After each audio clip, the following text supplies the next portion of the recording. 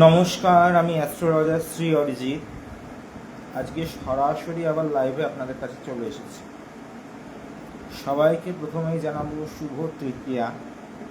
আজকে হচ্ছে তৃতীয়া তিথি, অর্থাৎ আমরা দেবী চন্দ্রঘণ্টার আরাধনা করলাম আজকে নবরাত্রি যারা আমরা পালন করে থাকি। অর্থাৎ এই চন্দ্রঘণ্টা দেবী আমাদের কী দেয়? চন্দ্রঘণ্টা দেবী আমাদের সমস্ত নেগেটিভ এনার্জির থেকে বা নেগেটিভ যে মাইন্ড বা নেগেটিভ এন্টিটি যেগুলো আছে সেগুলো থেকে মুক্তি দেয়। সেই জন্য দেবী চন্দ্রঘণ্টা, এবং এই দেবীর আরাধনা করলে আমরা জীবনে সফল হই এবং সৎ চিন্তন, সৎ ভাবনা আমাদের মনে কিন্তু বৃদ্ধি পায় এই চন্দ্রঘণ্টার আরাধনা করতে, যদি আমরা পারি। আজকে আমার আলোচ্য বিষয় হচ্ছে কি বলুন তো, তন্ত্র কি সত্যি মানুষের জীবনে সমস্যার সমাধান করতে সমর্থ? আমি বলবো সমর্থ। এবার অনেকেই ভাবেন যে সমস্যাকে আমরা কেন্দ্র করে নিয়ে আসছি, অর্থাৎ তার যে বার্থ চার্ট, সেই অনুযায়ী যে সমস্যা তার প্ল্যানেটের পজিশন অনুযায়ী হয়ে থাকে, তার হাউস নির্ভরই হয়ে থাকে, নয়তো তার সমস্যাগুলোকে আমরা চিহ্নিত করবো কী করে? ফালতু বলে দিলাম কাল সর্প আছে, ফালতু বলে দিলাম মাঙ্গলিক আছে, এটা তো কোনো একটা কথা নয়। ছকটি দেখেই বলা হচ্ছে। এর জন্য যে ক্রিয়া বা তন্ত্রোক্ত মতে যে ক্রিয়া বা কবজ নির্মাণ বা যন্ত্র নির্মাণ বা যে নানান রকম উপাচার করা হয়, সেইগুলোতে কিন্তু মানুষ কাজ পায় বা ফল পায়। কেন পায়? তন্ত্র হচ্ছে এমন একটি বিষয়, তন্ত্র হচ্ছে যে আমাদের প্রকৃতিকে সঙ্গে করে নিয়ে আমাদের জীবনে চলার পথটাকে সুগম বা মসৃণ করতে কিন্তু শেখায় এই তন্ত্র। তন্ত্রের উৎপত্তি হচ্ছে তনু থেকে, এবং এই তনু কি দ্বারা গঠিত? ক্ষিতি, অপ, তেজ, মরুদ, বোম, অর্থাৎ অগ্নি, পৃথ্বী, বায়ু, জল এবং আকাশতত্ত্ব। এবং আমরা যে দেহ অন্ত হয়, সেই দেহ অন্ত হলেও কিন্তু কি হয় না, এই পঞ্চভূতে আমাদের দেহ বিলীন হয়ে যায়। এর জন্যই কিন্তু তন্ত্র সাধনার উপযুক্ত ক্ষেত্রকে বলা হয় হচ্ছে শ্মশান ক্ষেত্র।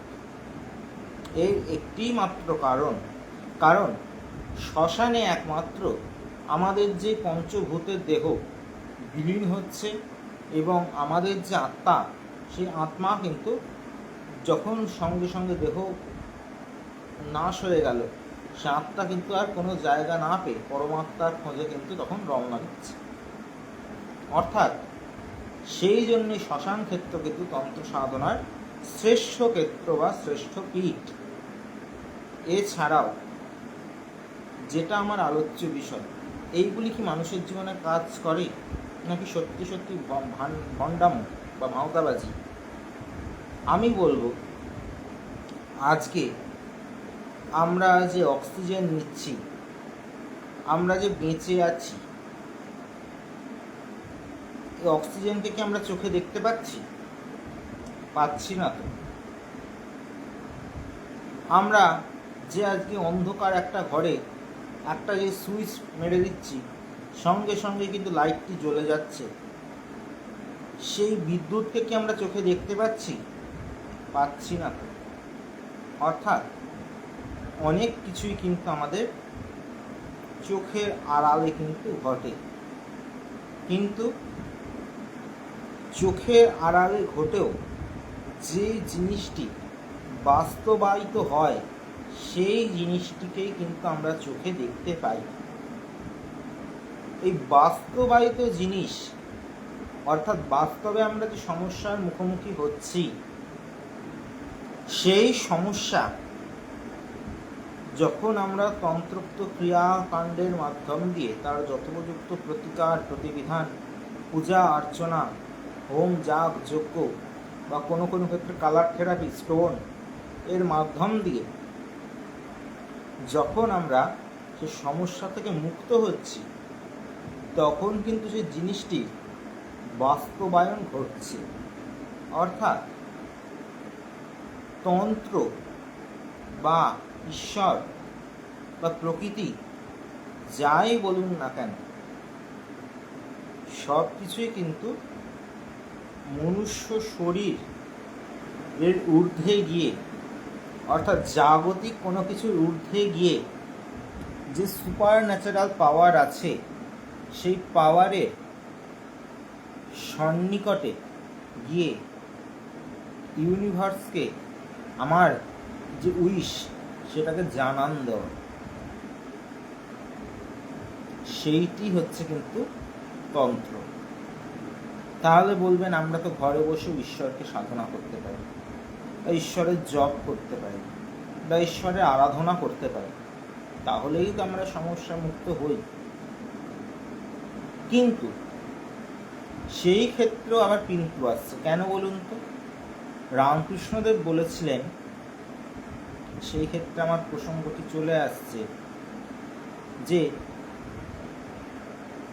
তুমি একটা গুরু মন্ত্র বই দেখে পড়লে, একটা মন্ত্র, এবং সেটি গুরুর মুখ থেকে শুনে নিজের কর্ণে ধারণ করলে, সেই দুটোই কিন্তু মন্ত্র এক। কিন্তু সেই মন্ত্র আমরা যদি একটা গাড়িকে পেট্রোল না দিই, গাড়িটি কি চলতে পারে? কখনোই না। অর্থাৎ গুরু কিন্তু আমাদের যে এই দেহরূপী গাড়িকে বা আমাদের আত্মাকে পরমাত্মার সঙ্গে বিলীন করার জন্য চালনা করে।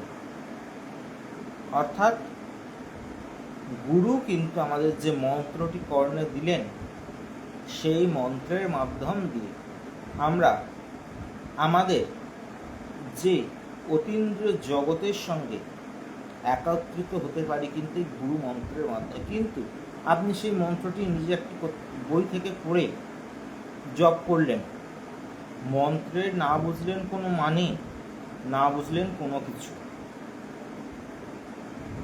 না আছে আপনি কারোর থেকে পরামর্শ নিতে পারবেন, না আপনি কিছু করতে পারবেন। সুতরাং সে মন্ত্র কিন্তু তখন জাগ্রত হয়নি। কিন্তু গুরু যেই সেই মন্ত্র দিলেন, সেই মন্ত্রটি জাগ্রত মন্ত্র হয়ে গেল। সুতরাং সেই মন্ত্র জপ আদি করলে আপনি ফল পেতে বাধ্য। কিন্তু যদি ওই বই পড়েন, তাহলে কিন্তু সেই মন্ত্র ফল প্রাপ্তি হয় না। যদি রামকৃষ্ণদেব বলতেন একটা নৌকোকে একটা স্টিমারের সঙ্গে বেঁধে দাও, নৌকোটা কিন্তু দ্রুত গতিতে যাবে, কিন্তু সে নৌকোকে এমনি জলে ভাসিয়ে দাও, সে নৌকো কিন্তু এগোবে না। বা হাওয়া যেদিকে যাবে সেই দিকে নানান দিকে তাল বেতাল করতে করতে করতে করতে তার গন্তব্যই ভুল হয়ে যাবে, তার গন্তব্যেই তার পৌঁছানো হবে না। এর জন্যই কিন্তু তন্ত্রের জগতে গুরুর এত প্রাধান্য, বা আমাদের সনাতনী শাস্ত্রে গুরুর এত প্রাধান্য। তাহলে আমার যেটা টপিক আজকে আলোচ্য বিষয়, কবচ কি মানুষের জীবনে কাজ করে? অবশ্যই করে। সে কবচ নির্মাণ, সেটাকে শেখাবেন কি? সেটাকে তো গুরুই শেখাবেন। গুরু যদি না আপনাকে শেখান, আপনি একটা বই পড়লেন, দুটো বই পড়লেন, এক একটা রাইটারের এক একটা বই পড়ছেন, আপনার কিন্তু ধারণা কিন্তু নানান দিকে ঘুরছে। আজকে মনে হবে এইভাবে কবচটাকে তৈরি করি, কালকে মনে হবে এইভাবে কবচটাকে তৈরি করি, অন্যদিন আবার মনে হবে না, এরকম করে আমার ঠিক হচ্ছে না, আমি অন্য কোনো প্রসিডিওর নিই। বা আমি কোনো ইষ্ট, ধরুন আপনি শ্রীকৃষ্ণ কৃষ্ণ ভজনা করছেন, হঠাৎ আপনার মনে হলো না আমি শিবকে ভজনা, হঠাৎ করে আপনার দুম করে ইচ্ছা হলো আপনি দুর্গাকে ভজনা। তাকে ইষ্ট জ্ঞান করবে। কোন ইষ্ট যে কার সেটা কিন্তু গুরু তাকে নির্ধারণ করে দেন। নয়তো ওই নৌকো যেমন এদিক ওদিক হাওয়ায় দুলতে দুলতে গিয়ে কোনো গন্তব্যেই তার পৌঁছানো হলো না, আপনার অবস্থাও ঠিক সেরকম হবে। কোনো গন্তব্যেই পৌঁছানো হবে না, যে কবচ তৈরি করতে যাবেন সে কবচেরও কোনো কি বলবো প্রাধান্য থাকবে না, সে কবচও কোনো ফল দেবে না। অর্থাৎ আপনাকে ধারণাটা তো স্পষ্ট রাখতে হবে। কবচ 100% কাজ করে যদি সেই কবচের যে প্রসিডিওর আছে নির্মাণের, প্রসিডিওর যদি মেনটেন করা হয়, তাহলে বলবেন যদি কবচ করলেই সব হয়ে যেত, তন্ত্র করলেই সব হয়ে যেত, তাহলে মানুষের জীবনে এত সমস্যা কেন? তার জন্য আমি এইটুকু বলবো, আপনি এই জন্মটাকে নিয়ে ভাবছেন, এটা আমাকে বলতে হবে না, একটু 2 লাইন করে নিত্য গীতাটাকে পড়ুন না, আপনি উত্তর পেয়ে যাবেন। কারণ শ্রীমদ্ ভাগবত গীতায় ভগবান শ্রীকৃষ্ণ স্বয়ং অর্জুনকে বলছেন, তুমি পূর্বজন্মে যা করে এসেছো এই জন্মে তার ফল ভোগ করছো, আমি পূর্বজন্মে যা করে এসেছি তার ফল ভোগ করছি। সেই জন্যই কিন্তু ভগবান শ্রীকৃষ্ণ যখন শয়নে ছিলেন তার পায়ে কিন্তু বালিপুত্র অঙ্গদ তীরবিদ্ধ করেছিলেন, কেননা সে ত্রেতাতে রামচন্দ্র রূপে বালি হত্যার কারণ হয়েছিল। এর জন্য অর্থাৎ যে যা কর্ম করবে তার ফল তাকে কিন্তু ভুগতে হবে। তাহলে কি বলবেন, তন্ত্র তাহলে কোনো কাজ করছে না? অবশ্যই করে। ভগবান শ্রীকৃষ্ণ মহাভারতের যুদ্ধর আগে ভদ্রকালী আরাধনা করলেন। ভদ্রকালী কিসের দেবী? ভদ্রকালী হচ্ছে মারণের দেবী। সেই জন্যই কিন্তু আজকে পাণ্ডবেরা জয়লাভ করল এবং কুরু বংশ ধ্বংস হল। এর যদি আমরা দেখতে চাই প্রেক্ষাপট, ভদ্রকালী আরাধনা করে মারণ প্রয়োগের জন্যই কিন্তু আজকে এই যে কুরু বংশকে ধ্বংস করা সম্ভব। কিন্তু তাদের সারথি যেহেতু ভগবান শ্রীকৃষ্ণ ছিলেন, তিনিও কিন্তু এক একজন দেবতার আরাধনা করতে বলেছিলেন নিজেদের রক্ষার্থে, এবং প্রত্যেককে কিন্তু সে দেবতার আশীর্বাদ বা কৃপাবিষ্ট করেছিলেন। তাহলে আমরা বুঝতে পারি তন্ত্র কি করে, ঈশ্বর আরাধনা বা ঈশ্বর সাধনের মাধ্যম দিয়ে আমাদেরকে রক্ষা বা প্রতিরক্ষা প্রদান করে। তাহলে আপনারা বলবেন, আমরা তো নিজেরা ঈশ্বরকে সারাদিন ডাকছি, সারাদিন আমি পুজো না করে জল খাই, বা আমি খুব মানুষের ভালো করি, তাও আমাদের জীবনে এত দুর্দিন। 1 নম্বর কথা ওই যে আগে বলে এলাম, কর্মফল।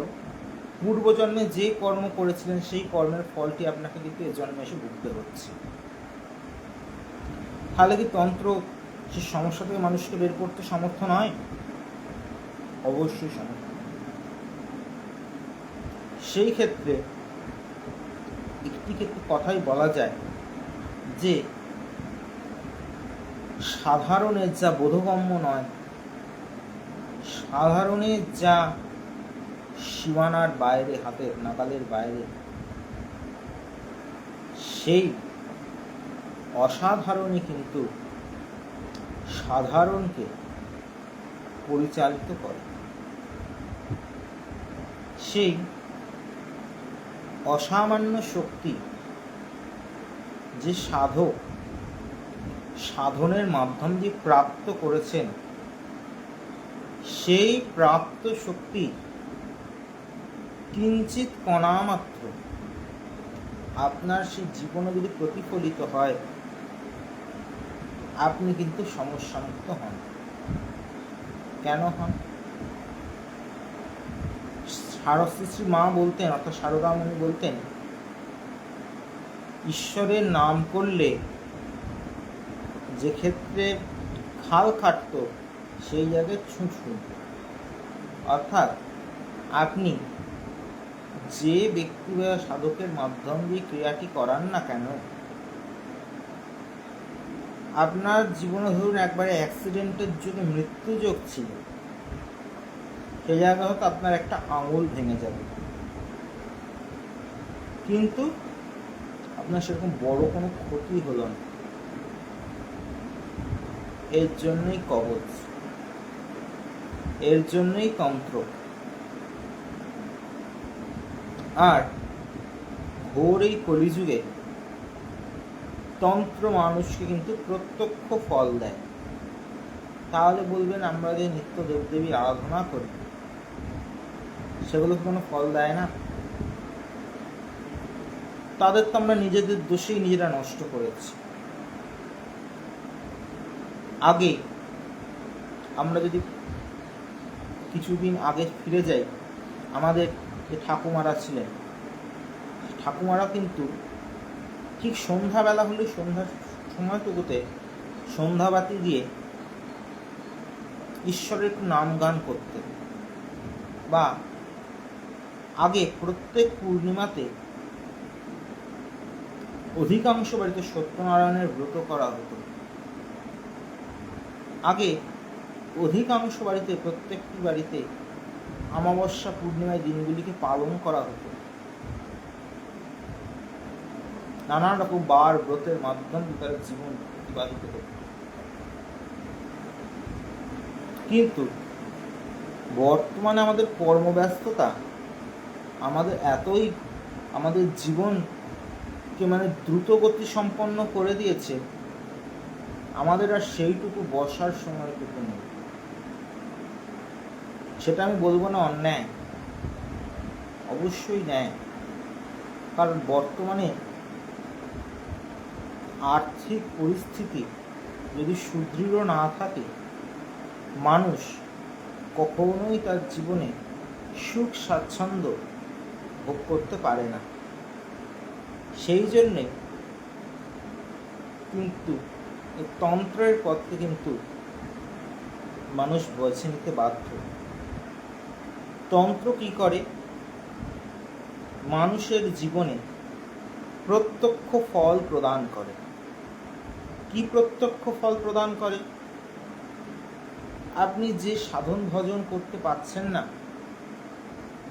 আপনি সেই জায়গায় একটু কবচ ধারণ করলেন এবং সামান্য কিছু মন্ত্র ও স্তব পাঠ করলেন, এতে কিন্তু আপনি আপনার যে সমস্যাপূর্ণ জীবন, তার থেকে মুক্তি লাভ করবেন। কিন্তু আপনি সে কবচ ধারণ করছেন না, মন্ত্রপাঠও কিছু করছেন না, তাহলে আপনার জীবনটা সাজানো গোছানো হবে কোথা থেকে? আপনার যে পূর্বজন্মকৃত কর্মফল, সেই কর্মের ফল খণ্ডন হবে কোথা থেকে? সব কিছুরই তো একটা অন্ত আছে। আমি আজকে যেরকম ভাবে চলছি, আজীবন সেরকম ভাবে চলবো, আমার জীবনে কোনো সমস্যা আসবে না আমি জ্যোতিষ মানি না, এটা তো কোনো কথার কথা নয়। আর সমস্যায় পড়েছি, সমস্যা যবে সমাধান হবে। দেখা যাবে ওই রকম সমাধান হবে হবে করতে করতে আপনার জীবনভর পার হয়ে গেল, সমস্যাও মিটলো না আর আপনার দু চোখে দেখাও হলো।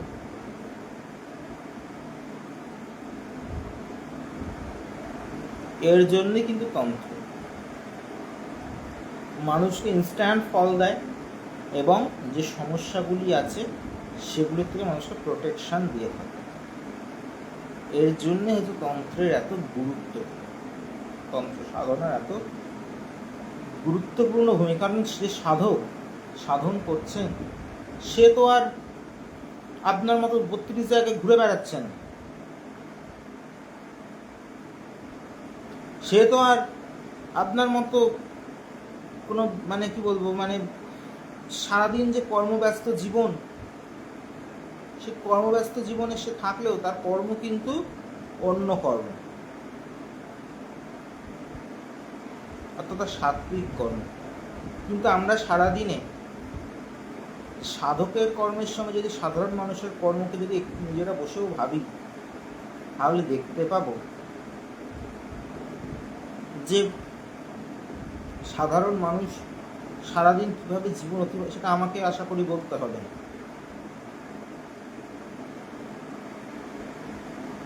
আমার নিজেরই বাড়িতে অষ্টকালীন সেবা চালু,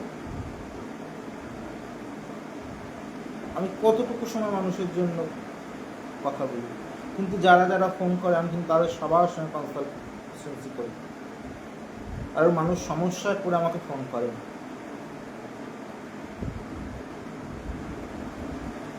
আপনাদের জন্যই চেম্বারগুলিতে, আপনারাই অনুরোধ করেছেন সেই জন্যই চেম্বারগুলিতে আমার যাওয়া। সুতরাং সাধকের কর্ম আর সাধারণ মনুষ্যের কর্ম এটি কিন্তু কখনো এক হতে পারে না। সুতরাং উপযুক্ত ব্যক্তিকে নির্বাচন করে যদি কেউ তন্ত্রোক্ত মতে কবচ নির্মাণ করে ধারণ করেন, অবশ্যই কবচ যেমন কাজ করবে, ক্রিয়া সেরকম কাজ করবে এবং সর্বোপরি আপনার জীবনে সেই সমস্যা থেকে আপনি বেরিয়ে আসবেন। এর জন্যই কিন্তু তন্ত্র সাধনা। আশা করি আপনাদের অনেকের মনেই যে প্রশ্ন থাকে, তন্ত্র মানেই হচ্ছে ভাঁওতাবাজি, তন্ত্র মানেই হচ্ছে মানুষকে ঠকানো, মানুষকে প্রতারিত করা, সেটা কখনোই। অবশ্যই সেক্ষেত্রে আপনাকে নিজেকেই সঠিক ব্যক্তিকে কিন্তু খুঁজে নিতে হবে। জানি বর্তমান যুগে প্রতারকের পরিমাণ বেশি, কিন্তু যদি প্রতারকই সবাই হতো তাহলে কিন্তু চন্দ্র সূর্য উঠতো না। যদি প্রতারকই সবাই হতো তাহলে কিন্তু আজকে বহু মানুষ সঠিক ব্যক্তির কাছে কি ভালো থাকতো না। এর জন্যই তন্ত্র। সুতরাং অবশ্যই সঠিক ব্যক্তিকে নির্বাচন করুন, নিজেরাও সমস্যামুক্ত হন এবং তন্ত্রের প্রতি বিশ্বাস, আস্থা, ভরসা নিয়ে নিজেদের জীবনের পথটি এগিয়ে নিয়ে যান। কারণ এই ঘোর কলিতে যদি আপনারা যত বেশি ঈশ্বর অভিমুখী থাকবেন, ঈশ্বর কিন্তু আপনাদের সেই সমস্ত দিক থেকে প্রোটেকশন দিয়ে থাকবেন। যত উচ্ছৃঙ্খল জীবনযাপন করবেন, যতভাবে আপনি নিজেকে ব্যভিচারী করে তুলবেন, প্রকৃতিও কিন্তু আপনাকে সেরকমভাবেই কিন্তু একদিন কঠিন থেকে কঠিনতম পরিস্থিতির মুখোমুখি করবে। সুতরাং এর জন্যই কিন্তু সঠিক ব্যক্তিকে নির্বাচন করুন, সমস্যাগুলি যতটুকু আছে সেখান থেকে মুক্ত হন। আপনারা যদি ভাবেন আমার সমস্যায় পড়েছি, অনেকেই বলবে আমার কোনো কিছু অর্থ দেওয়ার তাকে সামর্থ্য নেই। আপনি যদি এখন বর্তমানে বেরোন রাস্তায়, একটা খাওয়ার জলে ক্যান কি কেউ আপনাকে জল তেষ্টা পেলে সামনে দিয়ে সাহায্য করবে? সেটা তো করবে না। সেটা আপনাকে কিন্তু জল এক বোতল কিনেই তবে আপনাকে খেতে হবে।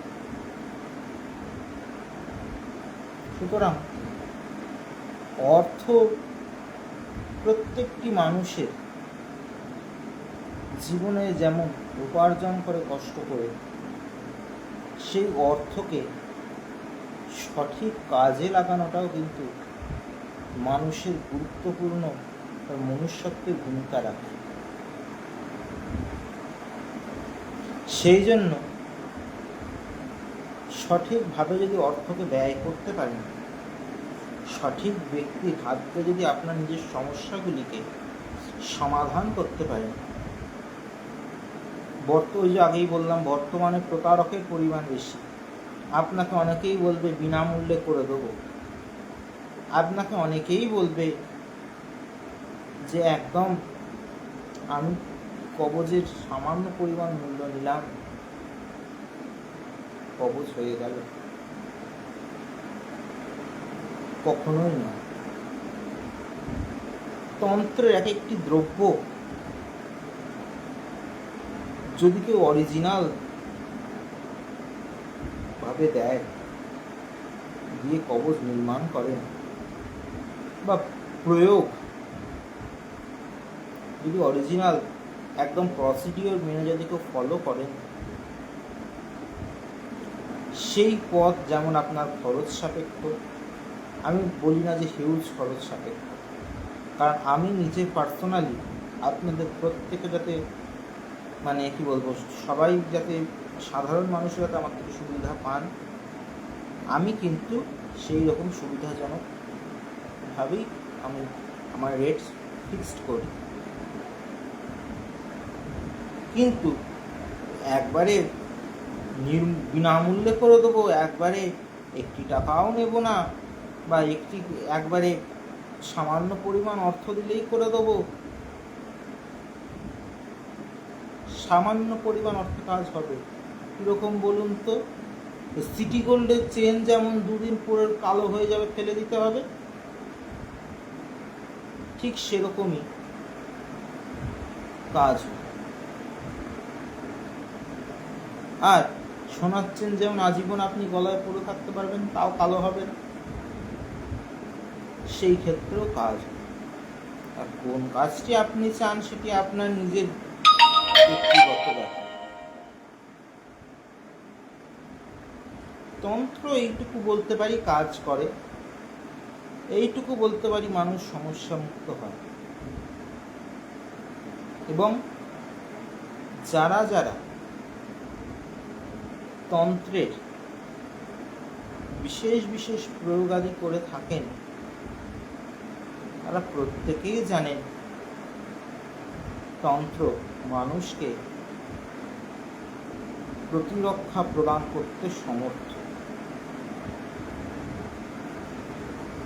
সুতরাং আজকে এই পর্যন্তই। সবাইকে আগামকালকে মায়ের চতুর্থীর পূজা, দেবী কুষ্মান্ডার আরাধনা। যেসব বাচ্চারা পড়াশোনায় একদম অমনোযোগ, তারা অবশ্যই মায়ের কালকে যে অর্ঘ্যের যে দুর্বা, সেটি নিজে যে বুকসেল সেইখানে রাখুন। পড়াশোনায় কনসেন্ট্রেশন বৃদ্ধি পাবে এবং তার সঙ্গে মাকে কালকে কিন্তু মালপোয়া যদি ভোগে দিতে পারেন, সেই মালপোয়া ভোগ যদি নিজেরা প্রসাদ হিসেবে পেতে পারেন বা আপনাদের নিজেদের সন্তানদের পাওয়াতে পারেন, অবশ্যই তাদের বাচ্চাদের কনসেন্ট্রেশন বৃদ্ধি পাবে এবং পড়াশোনায় উন্নতি দিয়ে থাকবে।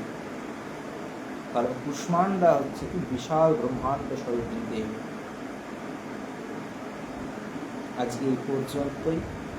আমার নিজেরও নবরাত্রি চলছে, আপনারা প্রত্যেকে নবরাত্রি ভালো করে পালন করুন।